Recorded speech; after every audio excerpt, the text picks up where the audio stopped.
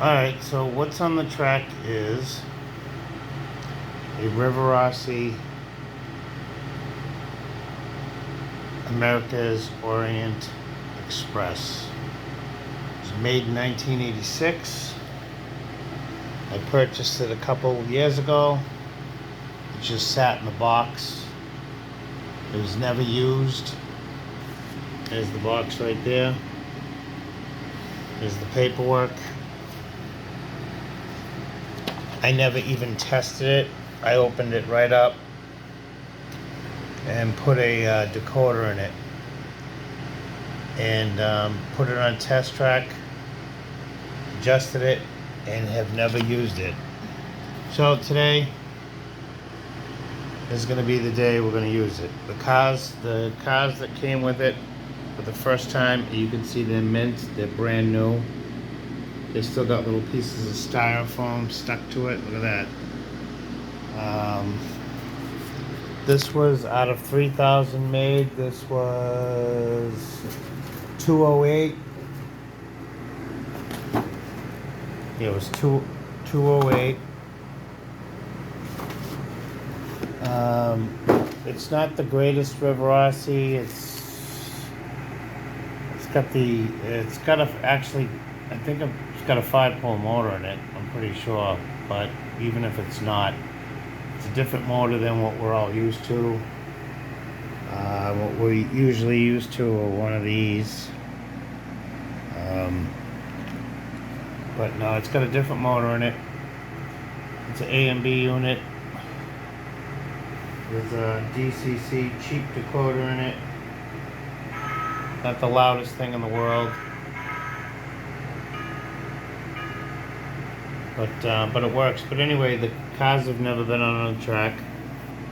The train was only tested on a test track that was 4 feet round when I put the decoder in it. So this is going to be the first time it's on the track. I don't have to worry about cleaning the wheels because it's never been used. So here we go. Probably still going to have to adjust the CVs, but we'll give it a shot. See if we can get it going now.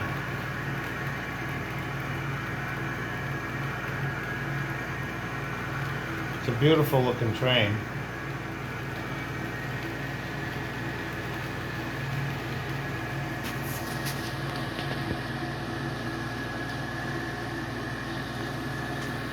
I just figured it's never been ran, so we would run it and we would film it. Like I said, this was made in 1986. I didn't even have trains. 1986. I had been out of the hobby forever. 1986, I didn't even think that I was going to own trains ever again. So, here we go. This was one of my goals. We're stuck on something. One of my goals was when I started the hobby was to get one of these. I got it for cheap. What I thought was cheap anyway. I think I paid $160 for everything. A couple months later, I saw ones that we used, actually played with, going for a lot more, so I think I did pretty good on this one.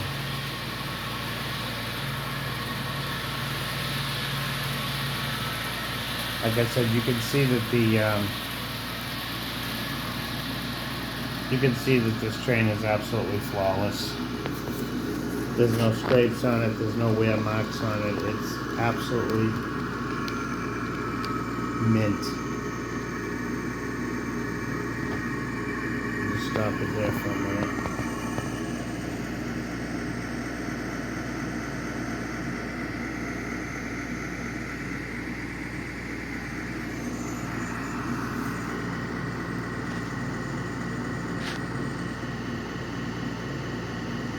The logo on the front. Could have used some more detail there. They didn't put no numbers on it or anything like that, which would have been nice, you know, God forbid.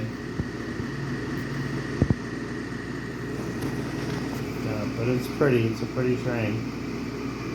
Like I said, I gotta adjust. I still have to adjust the CVs. This thing is taking a little bit of power to get going. Oh, a little jumpy.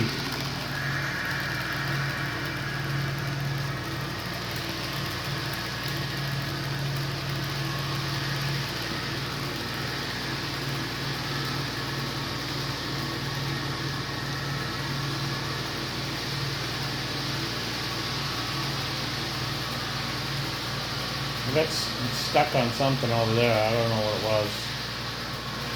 I might have picked up something on the track.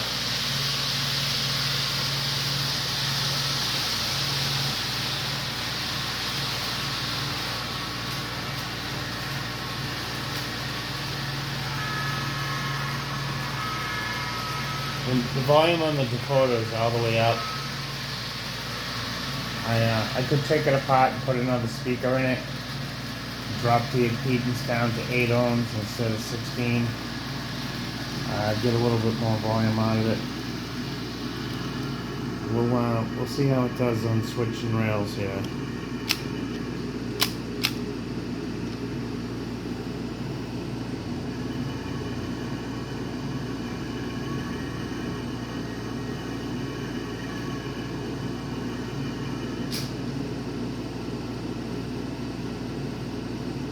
Gonna switch all the tracks. Alright, here we go.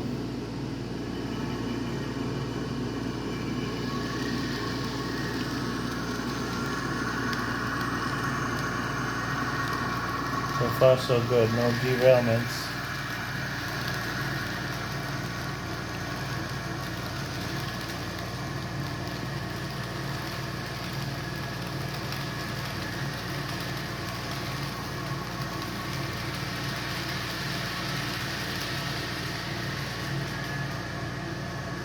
I lost the car somewhere. Where did I lose the car? Yeah, I lost the car. Damn horn hook couplers. Let me switch the track back.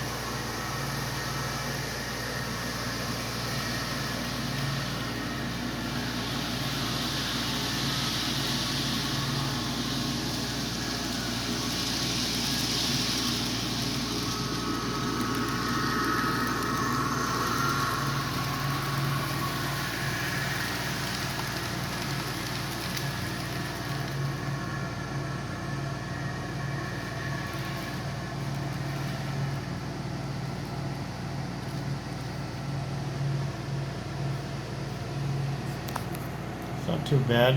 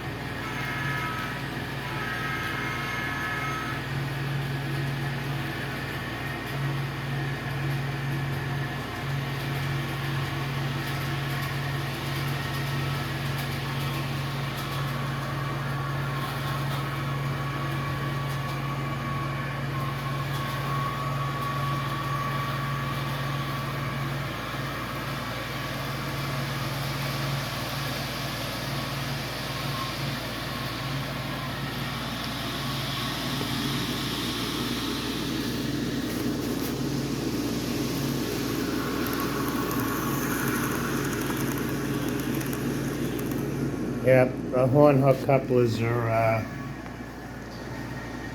imagine that, brand new, but not, but obviously they don't have any spring in them. Alright, so it turns out that, because this thing's been jammed in the styrofoam for so long, that the horn hook coupler, the little, anybody's familiar with the Rivarossi, there's a little tab that comes off of it that adds a spring to it, so it springs back into the center. They're all bowed from being jammed in a styrofoam box for, I don't know, 30 years, however old this thing is. They really didn't give it a lot of room for where the couplings went, so they were propped up there pretty hard. So I had to pull a couple of them apart and straighten the plastic out. Normally when they act up like that, I'll either change them, or if I want to keep them original, I'll put a little tiny elastic on them to give it the spring that it's supposed to have. So anyway, I manipulated them, and we'll see what happens here. We'll see if the train dislodges again. I did it off camera. I just paused the camera and did it. The traction tires on that locomotive aren't that great. Imagine that, brand new, but they're just hard as a rock from age. Really weird. But she runs great. She looks beautiful. Yeah, nothing disconnected this time.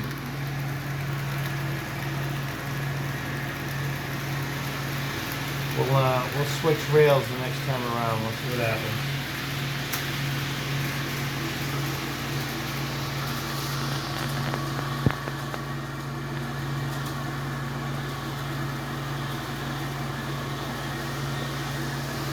Now all the cars have interiors in them, and they all have metal wheels. I have used some freight cars with plastic wheels, so I have to clean the track. That could be why I'm getting a little bit of wheel slip.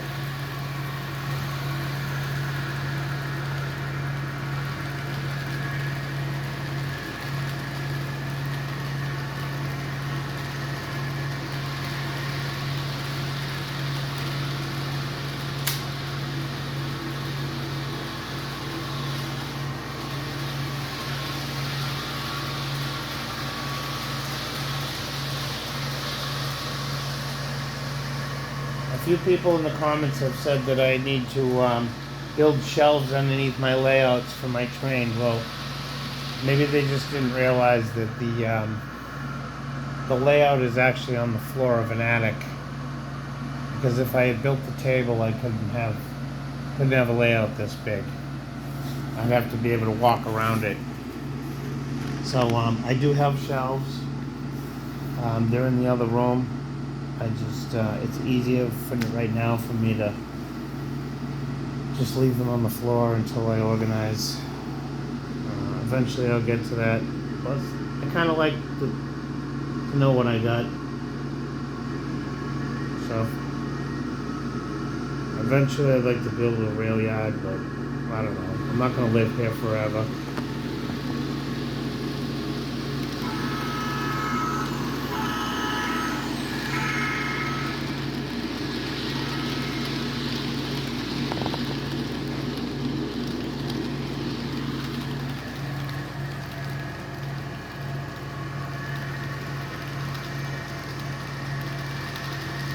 These cars actually would go nice with the,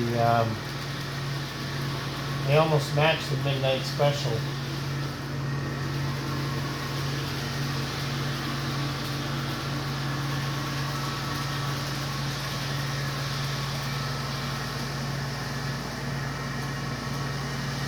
Anyway, I think we're going to call it a night.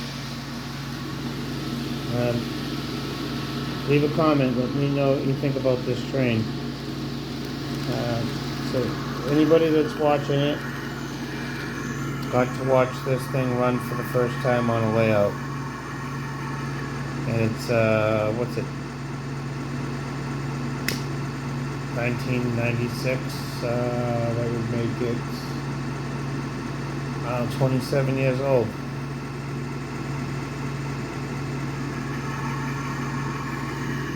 Let me know what you think. Thank you for watching.